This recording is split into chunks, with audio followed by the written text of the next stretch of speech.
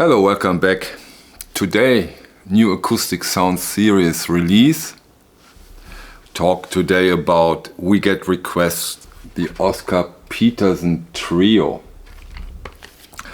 And luckily we can compare it like we did with the Ella and Lewis against the 45 RPM Acoustic Sounds put out several years ago, and we can see if we have a similar result as we had with the Ella and Lewis. So I was quite eager to compare those two releases, because usually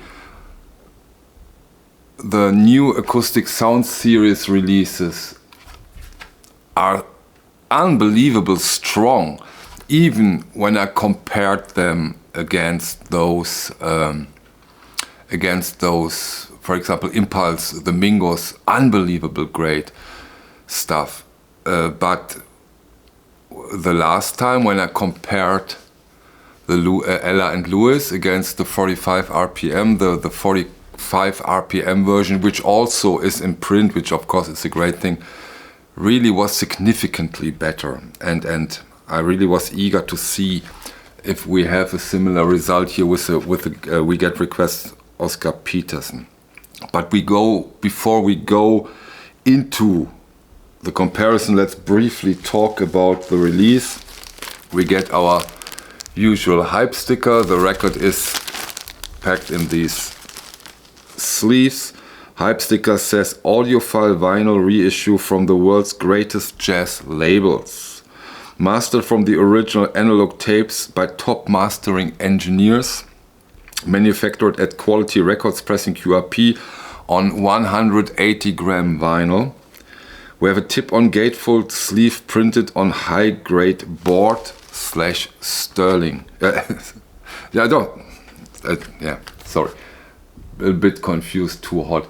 We got this shiny, pristine, beautiful gatefold jacket with, and that's a big difference compared to the 45 RPM, with this beautiful photographs in the inners of the gatefold, which is of course similar to the Blue Note tone poets, and I really do love it when they have the opportunity and when they take the effort to put them in. Then of course we have the back side. The record itself comes in this polylined sleeves, archival sleeves. They are really good on 180 gram dead flat vinyl. No complaints at all here. It's whisper quiet. I did two listenings, one with cleaning and one without. One without, one with in that, and no significant difference. So really good quality here from the get-go. Yeah. We Get Requests, Oscar Peterson, recorded in 1964, I think October. And what's really significant and immediately comes to mind when you listen to this album, that this trio, the Oscar Peterson Trio, when they do this recording, they play together for quite some time. I think it's 5 years when they did this beautiful recording. And with the 45, this is one of those demo records where you can put your hi-fi equipment in the best possible light. This one is incredible. And I know that Volker Bohlmeier, the designer of the Einstein equipment and head of Einstein, always when he adjusts the turntable, one of the records he uses to control it is always the Analogue Production 45 RPM version of Oscar Peterson Trio We Get Requests. He always uses this because this is really an outstanding recording. And now, at least how can I put it? The people who don't like 45s due to the maybe disturbing rhythm of the titles, or you have to stand up every 10 to 12 or 13 minutes.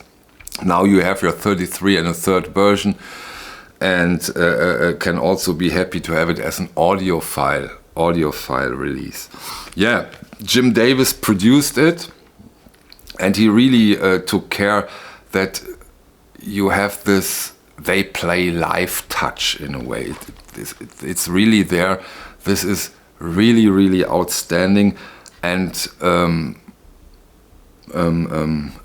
Ryan K. Smith, from Sterling Sound really did a great job when he mastered this release. It's beautiful. It has a great sound stage, very clear. Of course, the source material probably is outstanding, and he made something very, very special out of it. This is really worth the money. And here is the next point. It's frightening. It's frightening.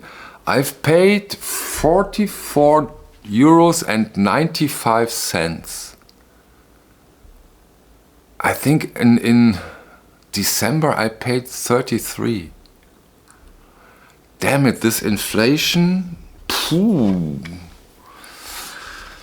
Let's hope that gets better soon. But I think we have to adjust to these prices. We have to get used to it.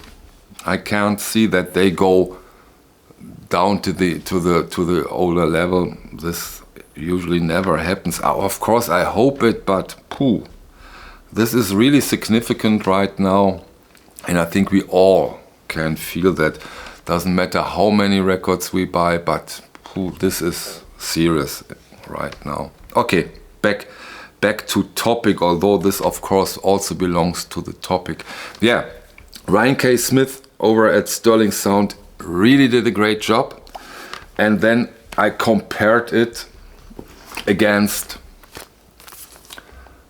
Analogue Production's 45 RPM version, and what first comes to mind and is quite significant, these covers are quite different. I think this one has a more beautiful color saturation, the new one, the new jacket. This older one is I think it has too much red. I do like the new one better, and of course the new one is a gatefold. So on this area, the Acoustic Sounds Series, the 33 and a third, really is the more beautiful one. Yeah, but for something also very important, what comes out when you compare those two releases. And this one again is mastered by George Marino. He did the Verve series for Analogue Production back when they did it. And damn it, this guy, wow, the Ella and Lewis is phenomenal. And same here. The Ryan K. Smith, the new one, really is a very, very good release. But this one, again, is, in my personal opinion, never forget that. It's only an opinion, and what I've heard here on my equipment, killer. It really is on almost all aspects of the variety you listen when you compare. This George Marino version is better. It's more open, more punchy. The bass, oh my God, is so beautiful and suits this music so well. Really, really interesting. And again, that doesn't mean that this Acoustic Sounds is not a spectacular release, but this one is outstanding. Outstanding. Here we are talking 10 out of 10. Here I'd say 9.2, 9.3. So this is so that you get a little feeling of my opinion of what I've thought when I compared them. Yeah, 2-0 George Marino, Ella and Lewis, and now Oscar Peterson. We get requests. I think next week, next Friday, we will see Ella and Lewis again, part 2. And of course we can, and I will do the same here, and we will see what we get. I have after two comparison, of course, I can imagine what will happen, but you know, you never know. You never know. I have to stay open-minded and see what happens. But you know, I really do like that, and I really do love to have several copies of one title and see the differences and nuances and also different styles. That is so interesting, I think. And it's not always only, oh, this one is better than this one. Sometimes, or what I like the most, of course, is when they are both great but different. A bit like John Peel, what John Peel said about The Fall, always the same, always different. And that's what I do like the most in these two cases now. The Merino, as I said several times now, was better. And before I said other things now several times.